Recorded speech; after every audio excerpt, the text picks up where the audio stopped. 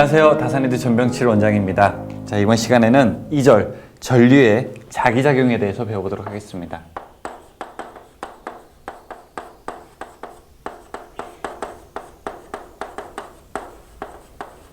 자, 우리가 이 전 시간에 자석, 자기 그런 것에 대해서 배웠습니다. 이번에는 전류가 자기작용을 한다는 거예요. 즉 전류가 자석의 기운을 만든다, 그런 내용입니다. 그럼 무슨 뜻이냐? 쉽게 이야기해서, 자, 우리 초등학교 때 이런 실험을 했었습니다. 어떤 실험이냐면은 이렇게 건전지를 놓고 다음에 스위치를 연결한 다음에, 자, 전선을 이렇게 폐회로를 만드는 겁니다. 그때 여기다가 나침반을 놓고, 자, 버튼을 눌렀다 뗐다 눌렀다 뗐다 하게 되면 이 나침반이 특정 방향을 가리켰다 안 가리켰다, 그러니까 나침반의 방향이 바뀐다라는 것을 우리가 알 수가 있었죠. 이 얘기는 무슨 얘기냐? 전선에 전류가 흐르게 되면은 그 전류가 어떤 자기적인 성질을 만든다라고 하는 거죠. 즉 전류가 흐르게 되면은 그 주변에 자기적인 성질이 만들어진다는 거죠. 그것을 우리가 전류의 자기작용이라고 이야기를 하게 됩니다. 이것을 잘 이용하게 되면 무엇을 만들 수 있느냐? 전기를 가지고 자기를 만드는, 바로 전자석이라고 하는 것을 만들 수가 있죠. 그것에 대한 바로 오늘 기본적인 내용을 배우는 겁니다. 자, 87페이지에 있는 그림을 보니까 맨 위에, 자, 제가 지금 그린 그림과 비슷한 그림이 있습니다. 건전지를 놓고 그 다음에 전류를 흘렸더니 그 주변에 자기장이 만들어졌다. 그러면 우리가 딱 두 가지만 한번 생각을 해보죠. 이 자기장의 세기를 세게 하려면 어떻게 해야 되느냐? 1번 어떻게 할까요? 자, 이쪽에 있는 전류를 어떻게 할까요? 전류를 많이 흘리는 겁니다. 전류를 5A가 아니라 10A로 흘리게 되면은 자기장의 힘이 어떻게 됩니까? 더 많이 생기는 거고. 자, 두 번째 또 어떻게 될까요? 여기에 감는 횟수죠. 자, 이것을 예를 들어 한 번 지나게 됐는데 그것이 아니라 이렇게 두 번 감게 되면은요, 흘러가는 기운이 2배 생기기 때문에 더 자기적인 힘이 많이 생기게 되는 거죠. 즉 어떻게 됩니까? N이라고 하는데 이걸 우리가 권수라고 해보죠. 권수를 어떻게 한다? 더 많이 한다. 그래서 전류를 많이 흘리고 그 다음에 많이 감게 되면은 자기적인 힘이 더 많이 생긴다. 그것을 우리가 알 수가 있는 겁니다. 자, 그 87페이지 위에 있는 그림에서는 그런 그림들을 이야기하고 있습니다. 전류가 흘렀을 때 자력선의 관계에 대한 여러 가지 내용들을 볼 수 있고요. 그 다음에 그림 3-8에서는 전류가, 제가 지금 그림 그린 거는 2D, 그러니까 평면상에서 그렸지만 만약에 여러분 쪽에서 이 칠판 안으로 들어간다고 한번 해보죠. 들어가는 전선을 이렇게 그릴 수가 있겠죠. 그러면 여기는 어떻게 표시하느냐? 그거는 그림을 이렇게 X로 표시한다 라고 하고요. 이 칠판에서 여러분한테 이렇게 나오는 거, 그거는 이렇게 점을 나타내서 그리게 됩니다. 그럼 이때 어느 방향으로 자기력선이 만들어지느냐? 이것은 바로 오른손을 이용해서 알 수 있다는 거죠. 누가 말했습니까? 바로 앙페르가 이야기했습니다. 앙페르의 오른손 법칙이라고 해서, 자, 전류가 흘렀을 때 그 전류의 방향을 여기 엄지손가락이라고 하면 자기장의 방향은 내 손가락이 감아지는 방향이다라는 거죠. 즉, 자, 이렇게 만약에 전류가 흘렀다, 어떤 도선에, 그러면은, 자, 이 제 오른손이 위를 가리켰을 때 내 손가락이 감는 방향이 이렇게 감게 되죠. 따라서 이렇게 감게 되니까 어떻게 됩니까? 자기장의 방향은 이런 식으로 만들어지게 되는 거고요. 다음에 만약에 전류의 방향이 아래를 향하게 된다면은 엄지손가락이 아래 방향으로 가기 때문에 내 손가락이 이런 식으로 감게 되는 거죠. 그러면은 자기장의 방향은 이런 식으로 만들어지게 되는 겁니다. 사실은 지금 상황에서는 크게 중요하지 않는데, 하여간 전류가 흘렀을 때 자기장의 방향이 어디로 가냐를 우리가 알고 싶다라고 하게 되면은 그때 쓰이는 법칙은 바로 앙페르의 오른손 법칙, 오른 나사 법칙이라고도 이야기를 하게 됩니다. 그러면은 들어가는 전기는요? 들어가는 전기는 엄지손가락을 이쪽으로 했을 때 내 손가락이, 자, 이렇게 시계 방향을 가리키고요. 그 다음에 나올 때는요, 죄송합니다. 반대로 했네요, 제가. 자, 이쪽이 들어갈 때죠. 들어갈 때가 시계 방향이고, 자, 이쪽이 나올 때는요, 반시계 방향으로 이렇게 이제 그리게 됩니다. 자, 그래서 87페이지에 있는 얘기들, 그 다음에 87페이지 아래에 있는 얘기들 다 전류와 자기장의 방향에 대한 이야기를 하고 있습니다. 한 페이지 넘겨보시죠. 88페이지. 자, 맨 위에 밑줄 하나 그어볼까요? 즉, 오른 나사를 전류의 방향으로 회전시키면 나사가 진행하는 방향이 자력선의 방향이 된다. 그리고 오른손의 네 손가락을 전류의 방향으로 하면 엄지손가락의 방향이 자력선의 방향이 된다. 그렇게 이야기를 하고 있습니다. 그러니까 엄지손가락을 전류의 방향으로 했을 때 네 손가락이 자기장의 방향이 되는 거고요. 만약에 감겨 있을 때는요, 네 손가락이 전류의 방향이 되면 엄지손가락이 자기장의 방향이 된다. 그렇게 이야기를 할 수가 있습니다. 자, 그 밑에 전자석의 원리라고 되어 있는데 첫 번째 솔레노이드라고 하는 게 있습니다. 솔레노이드는 이 코일을 여러 번 중첩해서 감아 놓은 겁니다. 그러면은 만약에 제가 여기다가 전류를 흘리게 되면은 전류가 흘렸을 때 자, 여기가 바로 큰 자기장이 만들어지게 되죠. 그것을 우리가 솔레노이드라고 이야기를 하게 됩니다. 자, 그 밑에 자기장의 세기를 계산하는 법칙이 있는데 자, 88페이지의 맨 밑에 암페어의 주회적분 법칙이라고 있죠. 그런데 사실 이거는 기능사에서는 출제된 적이 한 번도 없습니다. 근데 기사에서는 중요한 개념, 전자계약에서 중요한 개념이기는 한데 여러분 그냥 이런 식이 있다라고 하는 걸 알려주고 이게 무슨 뜻이냐? 어떤 전선에 전류가 흐르게 되면 그 전류의 크기에 비례하는 자기장의 세기가 생길 거다. 그러면 이 자기장의 세기를 알게 되면은 여기에 있는 전류의 크기를 우리가 알 수 있지 않겠느냐라고 이야기하는 거고 이것을 이용해서 어떤 것을 우리가 사용하냐면요. 실제로 여러분 클램프 메타라고 하는 게 있습니다. 즉 전류의 세기를 측정하는 것이 안에 전류기를 집어넣는 것이 아니라 자, 우리 테스터기 보면은 이렇게 고리처럼 생겨가지고 이 전선을 하나 통과하게 되면 이 전선에 몇 암페어가 흐르는지 그걸 알 수 있는 그런 측정 기기가 있다고요. 그걸 우리가 클램프 메타라고 이야기하는데 이 클램프 메타가 전류의 값을 얼마인지를 어떻게 측정하느냐? 그것은 바로 전류가 흘렀을 때 자기장의 세기가 얼마나 만들어지냐? 그러면 그 자기장의 세기를 계산한다면은 전류의 크기를 우리가 반대로 알 수 있지 않을까라고 하는 것에서 시작된 개념이라고 하는 겁니다. 그게 바로 앙페르의 주회적분 법칙과 관계가 있습니다. 한 페이지 넘겨서 89페이지. 자, 여기 있는 페이지에 있는 식은 다 외우셔야 됩니다, 이제. 일단 89페이지 왼쪽 맨 밑에 식 3-16이 뭐냐면요. 비오사바르의 법칙입니다.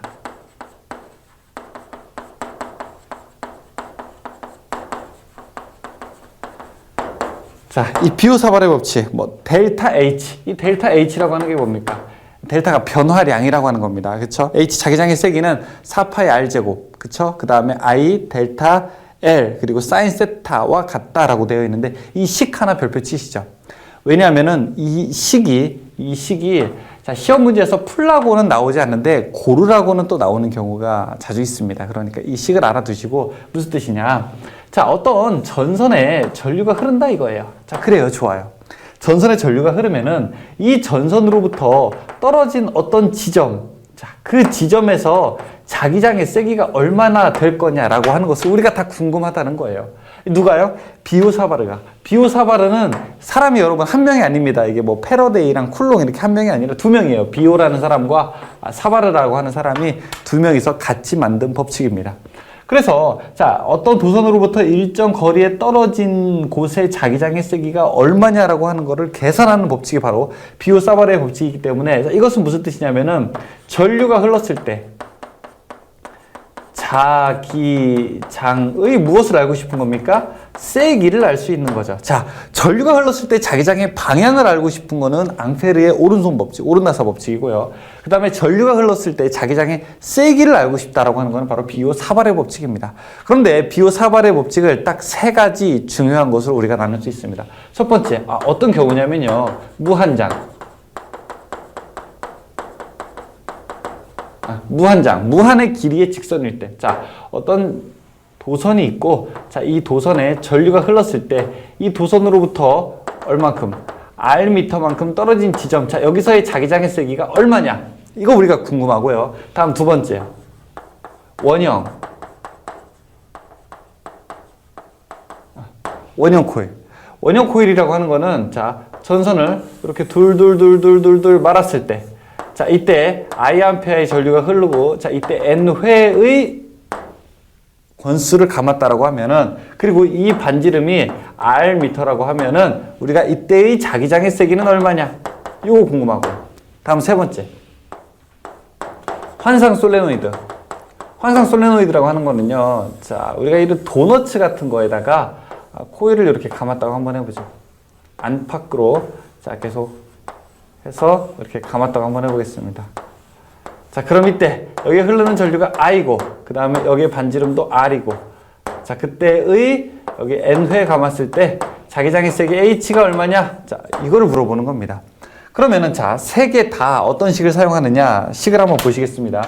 첫 번째, 무한장 직선일 때. 일단 여러분께서 공통적으로 알고 계셔야 되는 거는 뭐냐면은 전류의 세기가 셀수록 자기장의 세기는 세지겠죠. 하지만 거리가 클수록 자기장의 세기는 약해지겠죠. 따라서 이렇게 정리할 수 있습니다.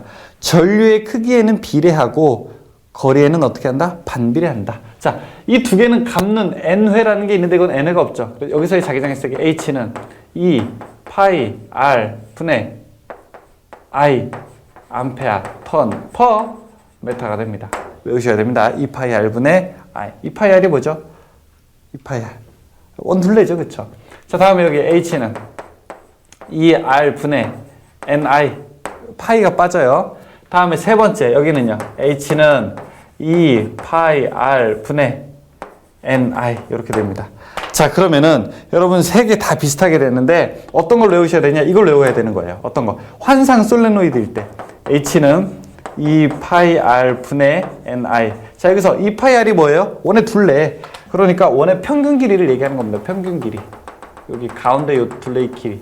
그런데 어떤 문제에서는 이 평균 길이를 알려주는 경우도 있어요. 그러면 요거를 계산할 필요가 없죠. 그쵸? 자, 2 파이 R 분의 NI가 어떤 거? 환상철심. 환상이라고 하는 게 이 환형, 동그란 형이라고 하는 겁니다.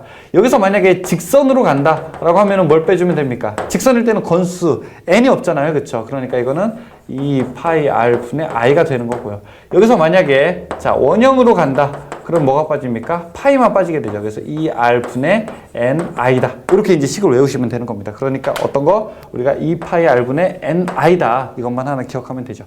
그런데 또 쉽게 외울 수 있는 것이 이 뒤에 있는 단위가 뭐냐? 암페어 턴 퍼 분의 메타예요. 암페어 턴 퍼 메타라고 하면 이게 뭐예요? 암페어 턴.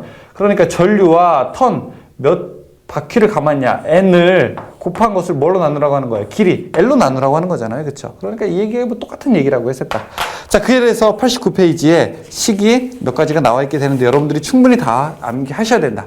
그러니까 그날 외우자고 딱 하는 거는 그날 딱 외워야 되는 거예요. 아셨죠? 네. 90페이지 가보시죠. 자기회로라고 되어 있습니다. 자기회로라고 하는 거는 뭐냐면은 자, 3-16번 위에 그림 한번 보시죠. 지금 철 덩어리를 놓고 그곳에다가 코일을 감았습니다. 그때 코일에 전류를 흘리게 되면은 이 코일에서 뭐가 나오게 됩니까? 자기장이 나오게 되는 거죠. 그럼 그 자기장이 철을 따라서 이렇게 쭉쭉쭉 이동하게 되죠. 그렇죠? 그러면은 마치 자기장이 하나의 움직이는 회로가 되지 않겠느냐. 그래서 이걸 우리가 자기회로라고 이야기를 하게 됩니다. 자, 그때 자기장의 세기는 H는 어떻게 되어 있느냐? 자, 여기 있는 식이랑 똑같아요. 뭐요? 길이 L분의 NI다. 암페어 턴 퍼 메타다. 자, 그래서 이렇게 하면서 자기장의 세기를 물어보는 경우도 있지만 그냥 길이와 그 다음에 권수와 전류를 알려주면서 자기장의 세기를 물어보는 경우도 있는데 그때는 그냥 이 식을 딱 대입을 하면 된다. 아니면은 암페어 턴 퍼 메타가 얼마냐 이렇게 물어본다고 하면은 암페어 턴을 계산한 다음에 나누기 메타로 계산해 버리게 되면 되는 겁니다. 자, 그 밑에 자기저항이라고 하는 게 있죠. 그쵸? 자기저항이라고 하는 거 R. 자기저항은 5분의 NI다. NI가 뭐냐? 암페어 턴이다. 파이는 뭐냐? 자속이니까 단위가 웨버다. 자, 그래서 자기 저항의 단위가 얼마냐? 라고 묻는 얘기도 있습니다. 이건 바로 암페어 턴 퍼 웨버가 되는 겁니다. 그렇죠? 그래서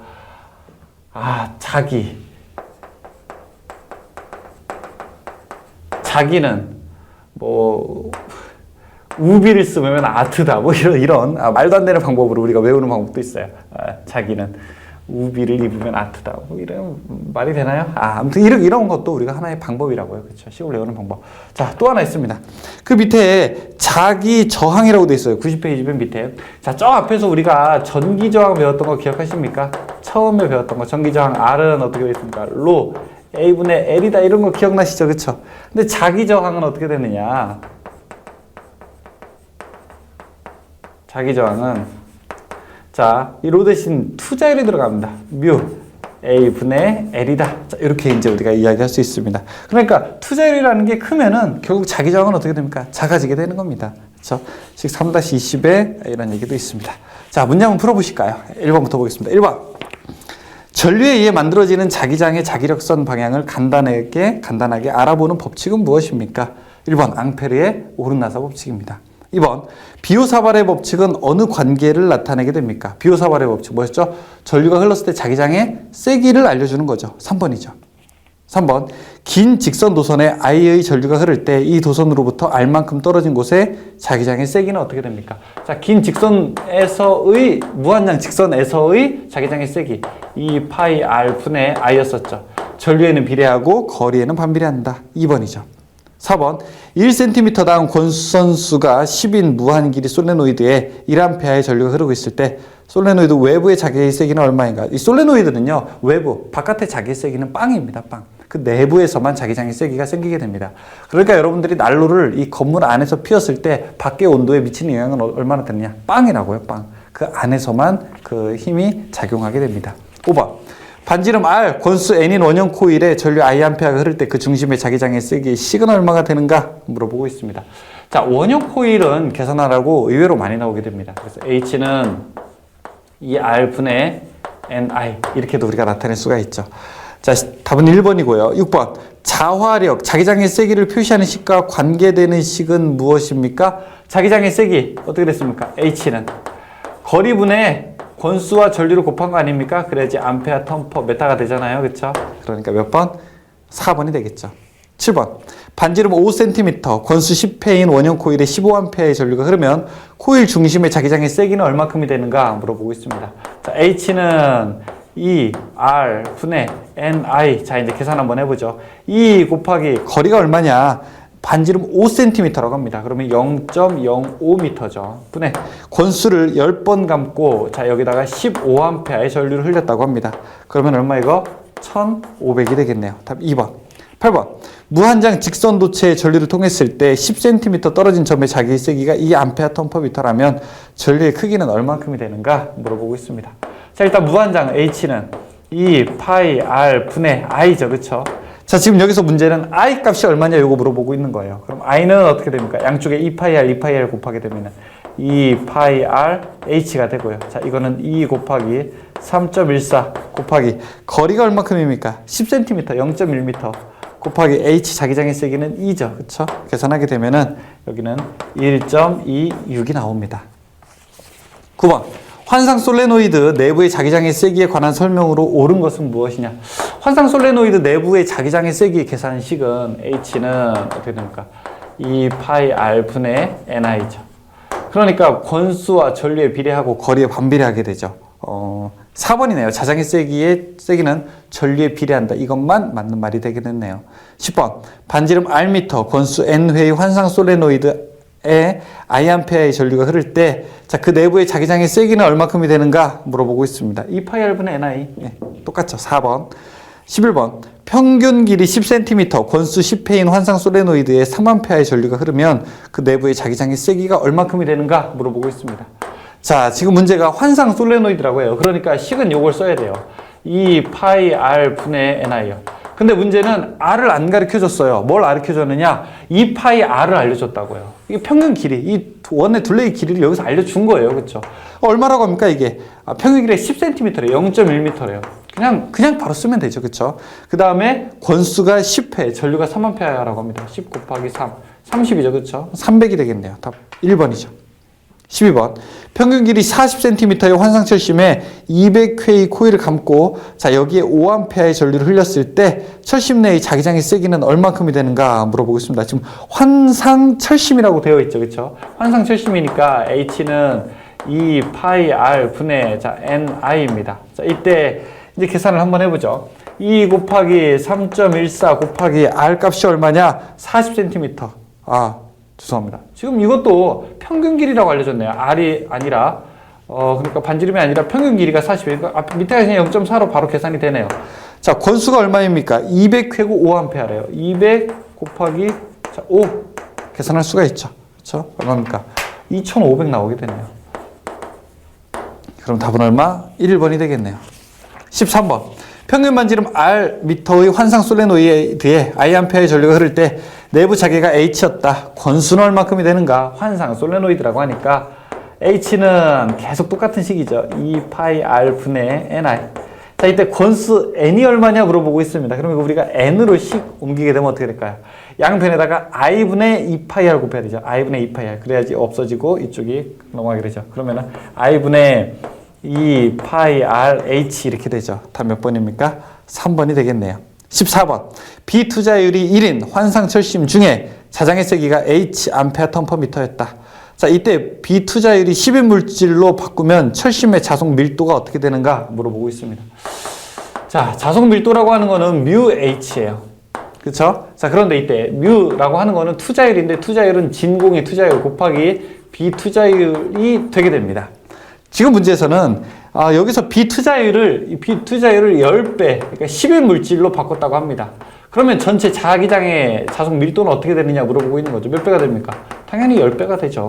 비투자율이 10배인 물질로 바꿨으니까요. 답은 2번, 10배 커진다가 답이 됩니다. 15번, 다음 중 자기 저항의 단위에 해당되는 것은 무엇이느냐? 아까 제가 그냥 농담 삼아서 자기는 우비를 쓰면 아트다. 우비를 쓰면 아트다. 그래서 답은 몇 번? 4번, 암페어 턴 퍼 웨버. 16번, 자기 회로의 길이 L미터, 단면적 A제곱미터, 투자율 μ일 때 자기 저항을 나타낸 것은 무엇이 되게 됩니까? 자, 자기 저항을 나타낸 것은요, R은 어떻게 됩니까? 자, μ, 그 다음에 A 분의 L, 이렇게 계산이 되죠. 그래서 답은 몇 번? 4번이 되겠네요. 자, 문제 우리가 간단하게 풀어봤습니다. 계산하는 식이 조금 있긴 한데, 여기에서, 특별하게 어려운 건 없다라고 저는 볼 수 있습니다. 자, 한 가지 주의사항. 여러분, 제가 이 정도까지 우리가 며칠 동안 이제 공부를 했습니다. 그쵸? 며칠 동안 공부를 했는데, 자, 이런 감정 느끼실 수 있어요. 어렵다. 무슨 말인지 솔직하게 잘 모르겠다. 여기 있는 것이 과연 시험에 나올까? 이렇게 이제 여러분께서 질문하실 수도 있습니다. 근데 반대로 제 입장에서는 저는 여러분, 지금까지 나온 전기기능사, 지금 우리가 하고 있는 것이 2006년부터 시작한 모든 전기기능사를 다 분석을 해서 한 문제 한 문제 정말 제가 다 가위로 오렸습니다. 오려서 다 분석을 한 다음에 여기서 자주 나오는 문제, 실제 경향만을 분석해서 만든 책입니다. 그러니까 만약에 이것들이 시험에 나오지 않는다면 제가 애써 이 어려운 것임에도 불구하고 여러분에게 강의를 하지 않겠죠. 그러니까 여러분 이것이 정말 시험에 나오냐라고 일단 의심하는 것은 일단 없어야 됩니다. 두 번째, 공부를 하다 보면은 자, 이제 여러분들이 무엇을 하고 싶냐? 빨리 관연도 문제를 한번 풀어보고 싶어요. 그러니까 이 의심이 들면서 빨리 뒤로 넘겨서, 책 뒤를 넘겨서 관연도 문제를 풀고 싶다고요. 그런데 이 마음을 최대한 기다려야 됩니다. 가라앉혀야 됩니다. 자, 왜 그러냐? 이 공부를 하면서 반드시 망하는 공부 방법 중에 하나입니다. 자격증 공부를 하면서. 본문 공부를 조금 하다가 이거 좀 어려우니까 관연도 문제로 넘어갑니다. 관연도 문제로 넘어가니까 몇 문제는 안다고요. 잘 보이는데 대부분의 문제는 이게 무슨 얘기를 하는지 몰라요. 그러니까 어떻게 되게 됩니까? 그냥 우리가 외우게 됩니다. 외우게 되면은요, 다음에 출제되는 응용력을 요하는 문제에서는 반드시 문제를 풀지 못하고 찍게 됩니다. 그러니까 우리가 공부를 계속하면서 제가 학생분들한테도 혹은 온라인이나 이렇게 질문하시는 분들에게도 시험 몇 개 맞으셨습니까? 하면은 몇 개 맞았습니다라고 딱 얘기를 하면 금방 알아요. 32개 이상, 32개에서 35개 맞았다. 30개에서 35개 맞추셔서 떨어졌다. 36개 맞춰야지 합격이잖아요. 지난 시험에서 그렇게 맞추신 분들은 정말 열심히 했으나 관연도만 정말 많이 외우신 분들이에요. 20대 후반으로 했다. 그럼 그분들은 본문에 대한 얘기 없이 그냥 바로 관연도 문제만 그냥 풀어가지고 그냥 문제답해서 암기하신 분들입니다. 그런데 최근의 문제 경향은 반드시 이 내용들을 이해하고 있어야 됩니다.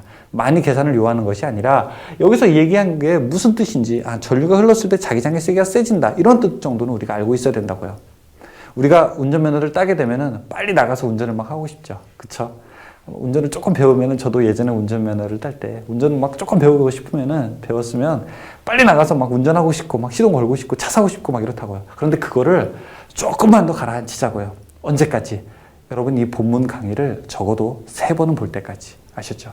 3번 정도 보시고 그 다음에 관연도 문제를 딱 접하게 되면은 무언가 확실하게 달라져 있는 여러분들을 발견하실 수 있습니다. 아셨죠? 이 한 걸음 한 걸음 걸음마 떼는 겁니다. 우리가 지금 걸음마 떼다가 아프죠. 넘어지고 쓰러지면 무릎이 아프고 자꾸 미래에 이렇게 걸으면 정말 걸을 수 있는 건가, 뛸 수 있는 건가라고 생각을 하시는데 그 의심을 조금만 버리자고요. 아셨죠? 그 다음에 여러분들이 조금만 더 참고 그 다음에 본문 내용을 학습하게 되면은 여러분도 모르는 바로 어느샌가 뛰고 있는 자신을 발견하실 수 있을 거라고 생각을 합니다. 자, 저는 여기서 강의 마치고 그 다음 강의에서 뵙도록 하겠습니다. 수고하셨습니다.